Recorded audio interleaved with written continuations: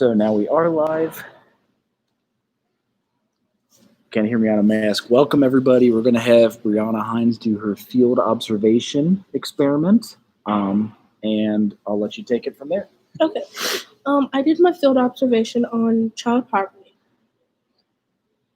Okay. I can change slides. Yeah. So next slide. Mhm. What is child poverty?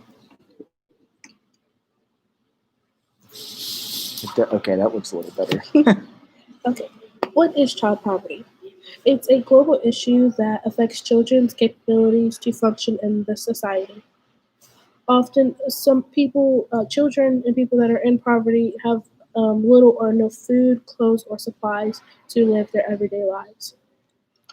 Um, Most kids in child poverty cannot support themselves.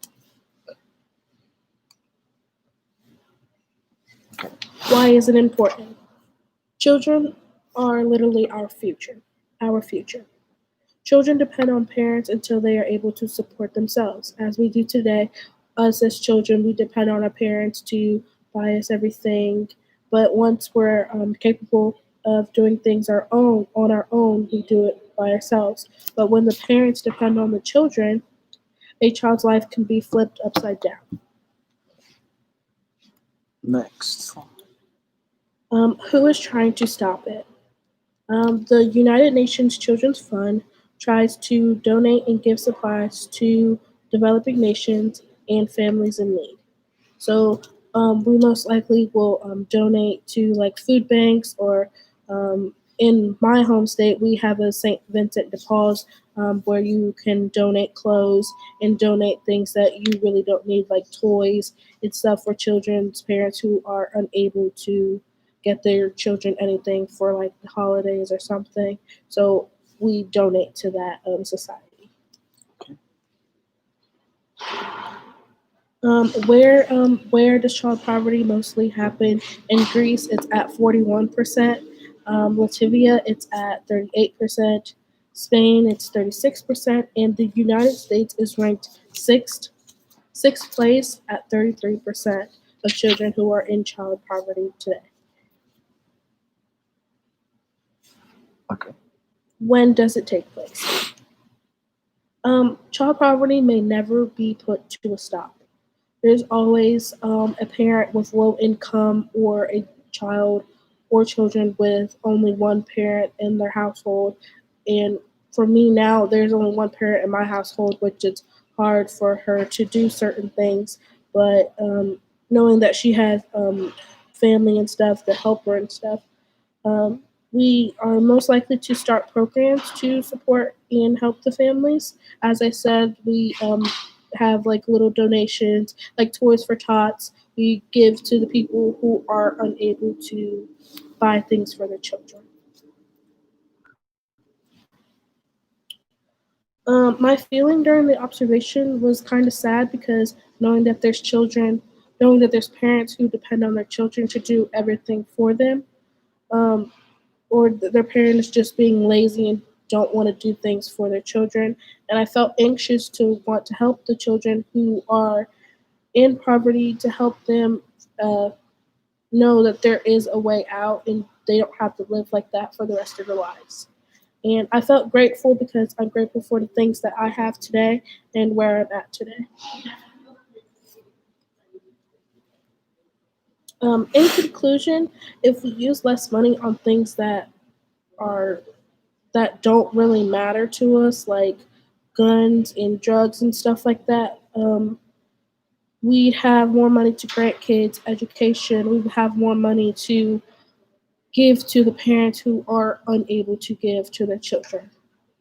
And yeah, if we just focus on things that we don't need, then there will be a way for children to work themselves out of poverty. All right. And so that's it for the presentation. I wanted to go with some of the work that I did at Lighthouse Youth Services, and that was in. So I worked with kids that are in poverty in the city of Cincinnati, and a lot of the work we did was Sometimes connecting them with the food bank, connecting them with soup kitchens, and finding ways to get them basic resources. Like you said, if they're in foster care, donated not sleeping bags, backpacks. I guess sometimes sleeping bags and other like basics. So every year around Christmas, we would have kind of a gift giving at Lighthouse Youth Services, and try to find ways to meet their needs. And it is a sad observation because growing up, I didn't have all that kind of going. Like we always had enough food. We weren't ever rich, but we had everything that we needed to survive. Even this year, I just got a text from my mom. She's saying, "Is anybody going to do Thanksgiving?" And then they're also trying to stay healthy with the virus, and they're asking if you're going to another side of the family, that's okay. Just maybe not do 2 Thanksgivings this year, because in the past we would do 2. But some programs ask for donations for Thanksgiving meals, and they don't have a family to eat with. So yeah, like we have like our civic center where if a family is unable to provide on Thanksgiving, I'd go work at the soup kitchen and serve people meals and serve their children's meals and just have a conversation with them and stuff like that. And then there's also parts where you can like donate clothes for upcoming Christmas, and you can donate toys and stuff like that. And so the observation part is where you get to see how people on the other side of the line, the poverty line, live, and then how we can be generous and give back, and then help pull them out of poverty as social workers, how to help empower them, maybe get them connected to workspaces, education spaces, or training so they can get a good job. Which, good. Well, thank you for the presentation. I'm going to end that just so we have, just so it's at least there.